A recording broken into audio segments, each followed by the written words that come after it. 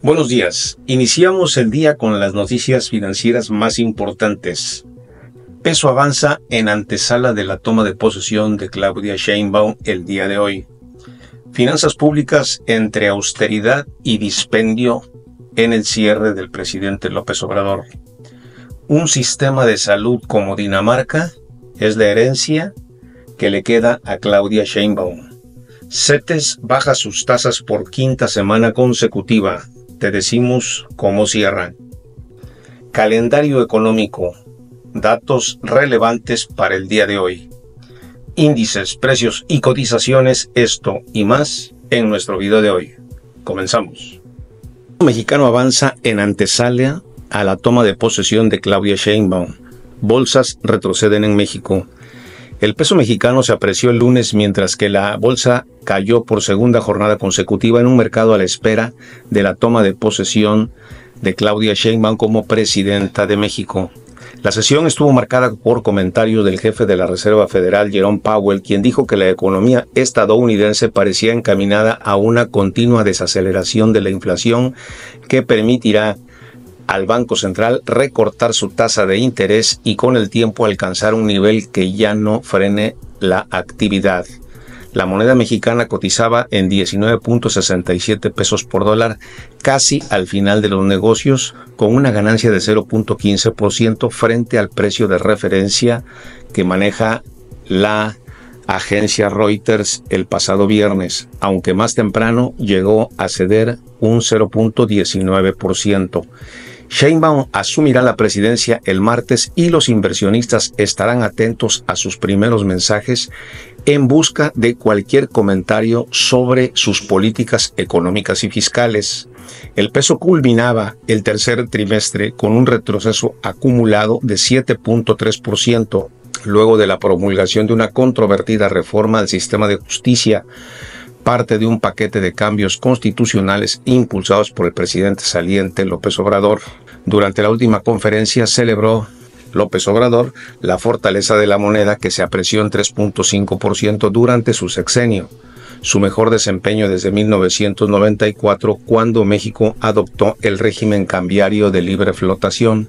Si bien el peso llegó a debilitarse en la primera mitad de su gestión a un récord histórico por encima de 25 pesos por dólar, debido a la pandemia, analistas coinciden en que gran parte de su posterior recuperación y valorización se debió a factores externos como las bajas tasas de interés en las economías desarrolladas que impulsaron el flujo de capitales a mercados como México, y en unos momentos más hablaremos de ello.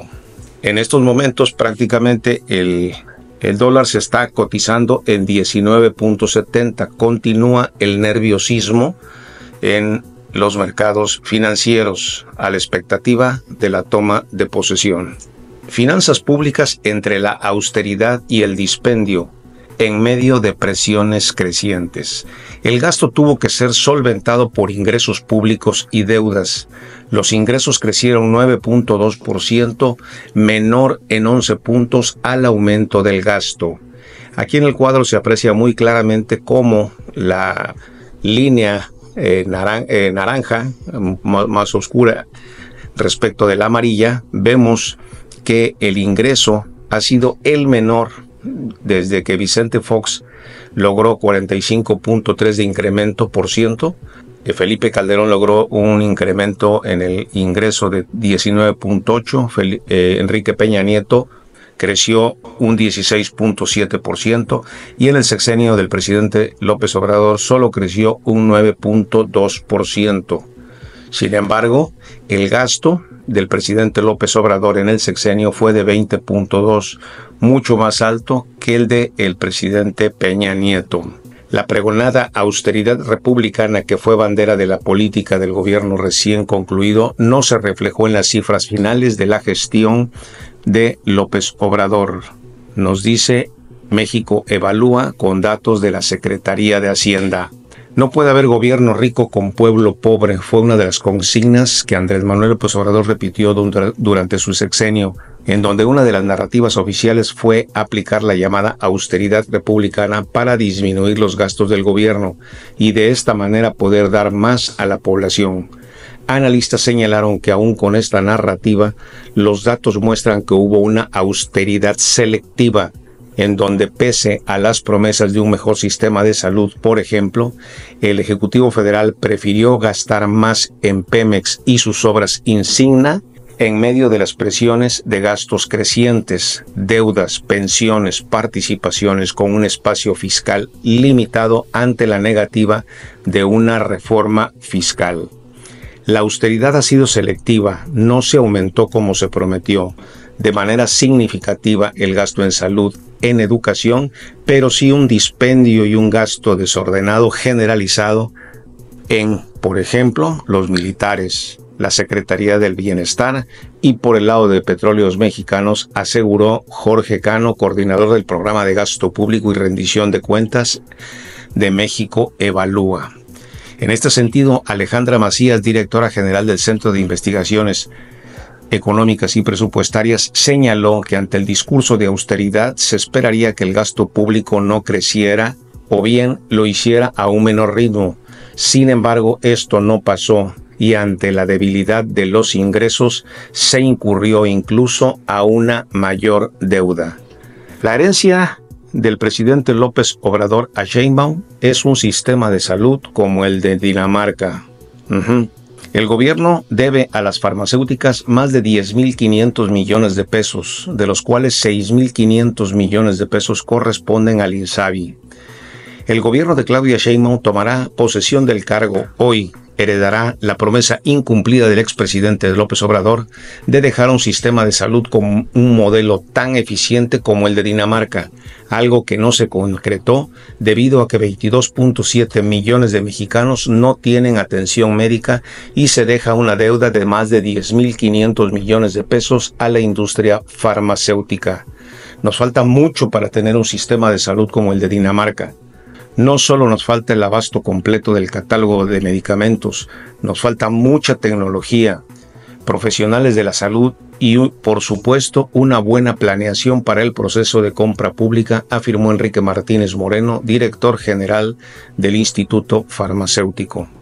La escasez de medicamentos fue una de las primeras señales del mal manejo de la administración de López Obrador para el sector salud del país. La estrategia anticorrupción del sistema de compras no solo provocó el desabasto de medicamentos, disminuyera al pasar de 98 en 2018 al 70% al cierre del 2023, sino además una deuda millonaria con las farmacéuticas. De acuerdo con la Cámara Nacional de la Industria Farmacéutica, el gobierno debe a las empresas más de 10.500 millones de pesos, de los cuales 6.500 millones corresponden al desaparecido Instituto de Salud para el Bienestar, de acuerdo con datos del organismo que agrupa al 86% del mercado nacional de medicamentos para humanos y animales.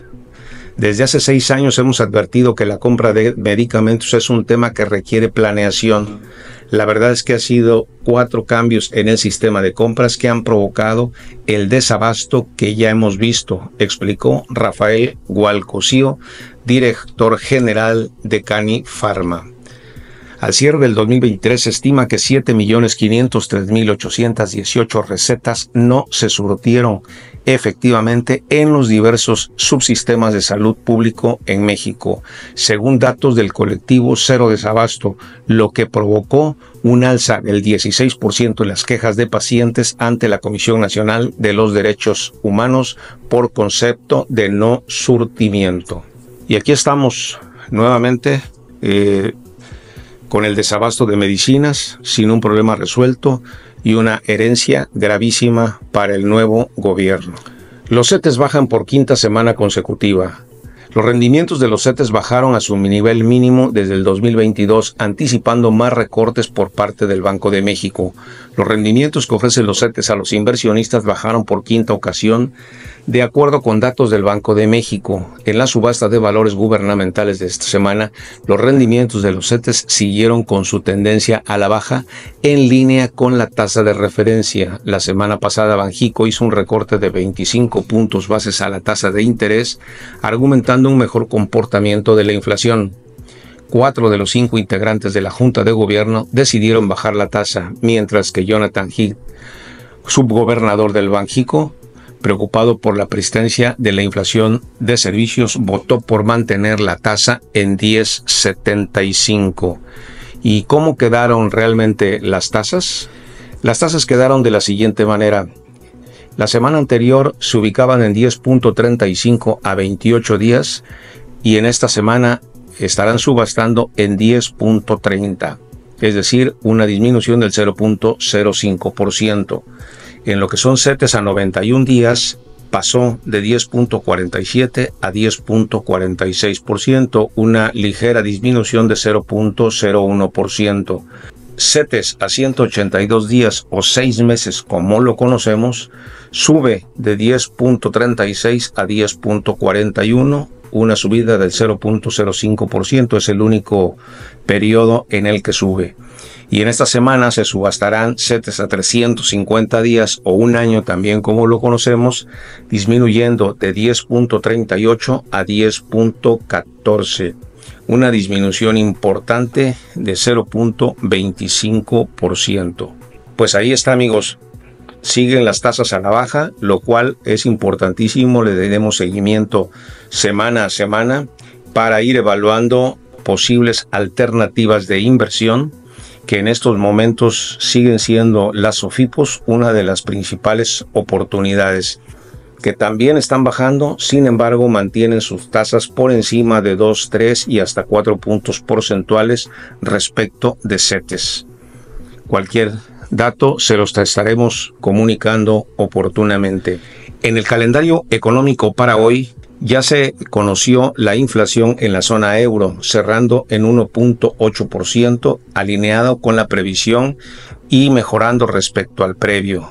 También en México tendremos la transición del poder del Ejecutivo Federal, donde tomará posesión la presidenta Claudia Sheinbaum, primera presidenta mujer en México.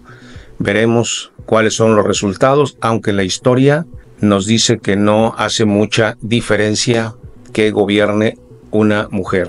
Por otro lado, en los Estados Unidos, el día de hoy conoceremos el PMI manufacturero de septiembre, que publica el ISM. También conoceremos las encuestas HOLTS de ofertas de empleo del mes de agosto. Para el PMI manufacturero se esperan unos resultados de 47.6. Esperemos que sea un resultado mejor que el que se está previendo, lo cual podría continuar la tendencia de la reducción de tasas en los Estados Unidos. Y en las encuestas HOLT de ofertas de empleo se esperan 7.6 millones de empleos, muy en línea con el previo del mes de julio de 7.67 millones de empleos. En los índices, precios y cotizaciones, el día de ayer las bolsas en México cerraron a la baja, cerrando con la Bolsa Mexicana de Valores en 0.57%, la Bolsa Institucional de Valores bajó 0.55%.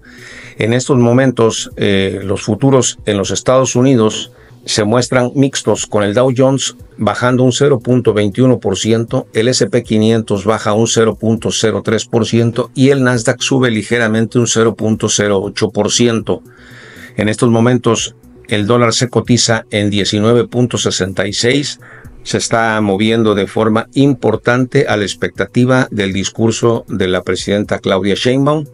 El Bitcoin se está cotizando en $63,785, Ethereum se cotiza en $2,632, la onza de oro se ubica en $2,677 y el barril de petróleo crudo West Texas se cotiza en $67.58. Esperemos que esta información sea de utilidad y aquí te mantendremos informado para que tomes tus mejores decisiones de inversión. Nos vemos mañana.